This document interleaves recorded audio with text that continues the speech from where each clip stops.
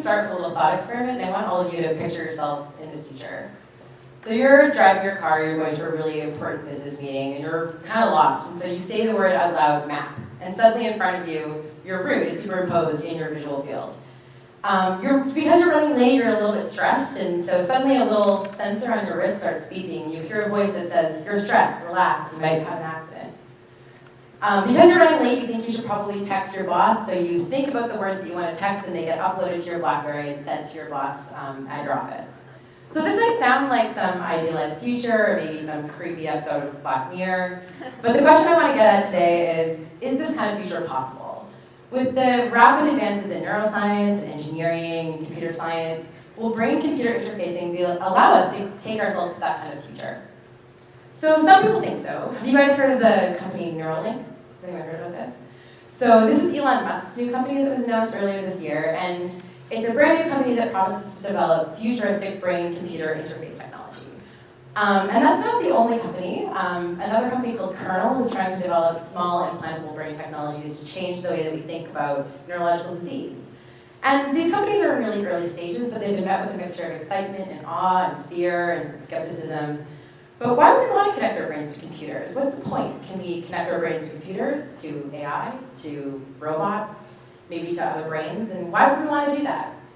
So actually, although it sounds really futuristic and sci-fi, brain-machine interfacing has been around for a long time. So going way back, we'll also go back in time. Back into the 60s, scientists started using electrodes that were implanted in the brain or on the surface of the brain to understand how brain activity was linked to measurable outcomes like movements or diseases or behaviors.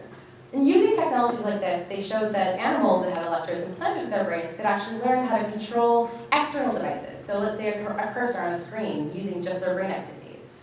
Moving into the 90s, we used technologies like this to help patients who were paralyzed communicate for the first time by connecting their brains to computers and showing that they could now communicate by moving a cursor just using their brain activity. Nowadays, brain-computer interfaces are being used for things like neuroprosthetic devices. Has anyone ever seen the amazing videos of patients using robotic arms using just their brain activity? It's pretty amazing. And it's not just translating brain activity into moving robots. They actually have prosthetic devices now that stimulate the brain as well and give the patient sensations of moving and touching and feeling their limb in real life. They also have sensory prosthetic devices like cochlear implants. And now they're actually looking at things like deep brain implants where they stimulate and modulate the activity of our brains to treat things like epilepsy or Parkinson's disease and maybe even depression. So it's clear that brain-computer interfacing has a real impact on things like rehabilitation and treatment of disease. But when we start to understand the brain a little bit more deeply with new technologies and new neuroscience, could we augment our brains using this kind of technology?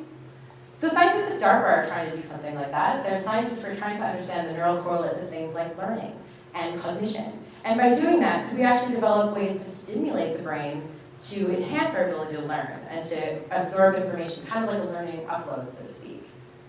Brain-computer interfacing is already showing up in the commercial world. Have you ever guys seen those headbands that measure your brain activity and help you sort of to relax? Totally brain-computer interfacing. What about communication? Facebook announced recently that they're trying to develop a tool that allows people to type just by thinking. And if we can do that, maybe in the future we'll be able to communicate wordlessly or interpret our emotions. Could we maybe use brain-computer interfacing to do things like upload our memories or change our memories?